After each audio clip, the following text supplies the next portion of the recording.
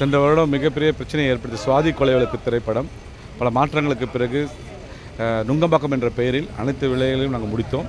இந்த வருடம் ஜனவரி மாதம் நமது தமிழ் திரைப்பட தயாரிப்பாளர் சங்கத்தில் பணியாற்றிய பைரசி டீமுடைய ஹெட் சிவா என்பவர் விஷால் சார் கூறினார் என்ற அறிவுறுத்தலின் பேரில் என்னிடம் இந்த படத்தை விற்றுக்கொள்ள சொன்னார் என்று சொல்லி அமேசான் நெட்வொர்க்காக விலை பேசுறதுக்காக என்னிடம் முன் வந்தார்.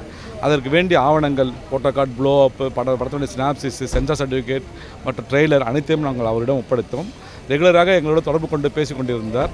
அந்த வகையில் பார்க்க போனால் படத்தை 2 கோடி 20 லட்ச ரூபாய்க்கு அமேசான் நெட்வொர்க்கினுடைய ஏஜென்சி பரத் ரெட்டி என்பவரிடம் ஹைதராபாத்தில் உள்ளவரிடம் பேச வைத்து அனைத்து வழியிலும் முடித்து சென்ற வாரம் ஃபண்டு ரிலீஸ் பண்ணிக்கிறேன் என்று கூறிவிட்டு 2 கோடி 20 லட்ச ரூபாய் 1 கோடி ரூபாய் மண்டே அன்று வெளியிடுகிறேன் என்று 2 லட்சத்தை லஞ்சமாக பெற்றார். அந்த லஞ்சத்தொகை அவரோட அக்கௌண்ட்டில் நாங்கள் செலுத்தினோம். அந்த செலுத்திட்டு மண்டோ என்று கம்யூனிகேட் பண்ணும்போது அவருடைய மொபைல் சுவிட்ச் ஆஃபில் இருந்தது. அப்புறம் டியூஸ்டே கம்யூனிகேட் பண்ண ரொம்ப சுவிட்ச் ஆஃபில் இருக்குது. எங்கள் சந்தேகம் ஏற்பட்டு கவுன்சிலில் நாங்கள் கம்ப்ளைண்ட் கொடுத்தோம். அதுக்கப்புறம் விலாசம் பார்க்க போனால் எங்களுடைய அமௌண்ட் 1 கோடி ரூபாய் ஃப்ளிக்கோ மீடியா என்ற நிறுவனத்துக்கும் அவருடைய அக்கௌண்ட்டுக்கும் பர்சனலாக வந்துள்ளது என்று தெரிய வந்தது. அவருடைய அக்கௌண்ட்டை இது பண்ணும்போது 2.5 கோடிக்கு மேலே அவருடைய அக்கௌண்ட்டில் அமௌண்ட்டுகள் வந்திருக்குது என்று தெரிய வந்திருக்குது. ஆல் அப்ஸ்காண்டட் என்பதால் நாங்கள் எங்களுடைய வியாபாரத்தை இழந்துட்டு இன்றைக்கி நானும் சரி, என்னுடைய தயாரிப்பாளரும் சரி, மற்ற எனக்காக ஃபினான்சியல் செய்த 10 நபருக்கு மேற்பட்டவரும் சரி மிகப்பெரிய மன உளைச்சல் இருக்கிறோம்.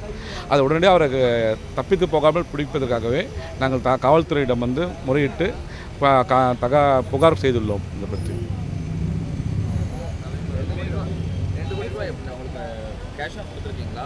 2 லட்ச ரூபா நாங்கள் அக்கௌண்ட்டில் கொடுத்துக்கிறோம். அவருடைய அக்கௌண்ட்டில் சிவராமன்ற பேருடைய அக்கௌண்ட்டில் 2 லட்ச ரூபா கொடுத்துருக்குறோம்.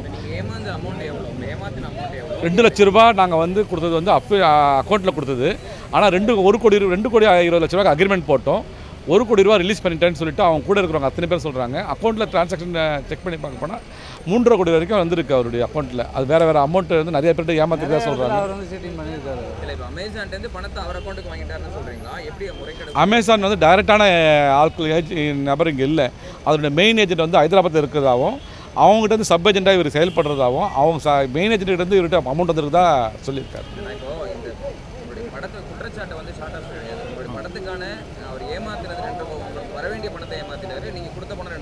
ஆமாங்க. நாங்கள் ஆமாங்க, அவருக்கு ஆத்தரைசேஷன் லெட்டர் ஒன்று கொடுப்போம். நாங்கள் அந்த ஆத்தரைசேஷன் லெட்டரை வச்சு அவர் வாங்கியிருக்காரு.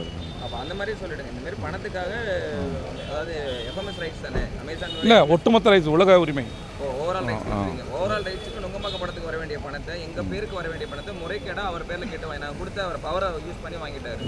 ஸோ அது மொத்தமாக எவ்வளோ 2 கோடி வாங்கியிருக்காருங்களா?